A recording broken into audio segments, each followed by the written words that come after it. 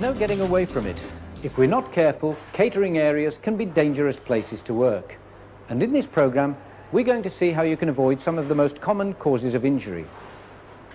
Everybody hears about freak accidents involving serious injuries, and it's on these occasions that we might stop and think about the cost, both in terms of human suffering and financially as well. Thankfully, the type of accidents that make the headlines are rare, and with responsible companies placing even more emphasis on safety, these are likely to become rarer still. There are, however, many less dramatic accidents that occur all too often in the catering sector. And although these incidents may not be fatal, they can lead to workers having to take time off, or even perhaps losing their livelihood altogether. One of the most common causes of accidents in catering involves lifting and moving heavy objects, such as trays, pans, equipment and packs of food. These type of accidents often damage people's backs.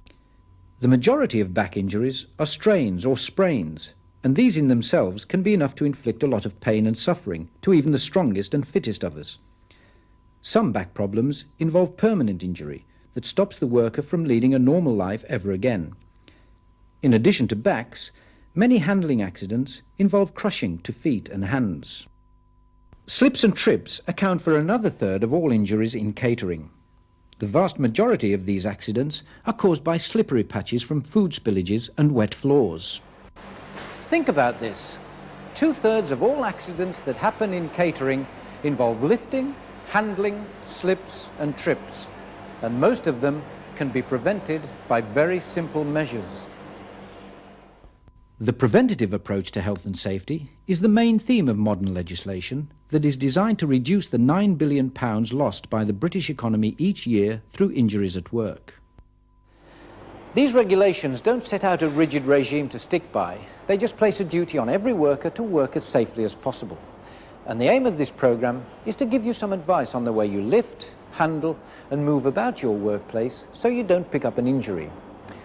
The first task of ensuring you're safe when lifting and moving loads is to make sure you're properly equipped to do the job. That means wearing the right protective clothing. Appropriate hand protection, such as cloths when handling hot items that could burn. And goggles when dealing with hazardous substances like cleaning fluids.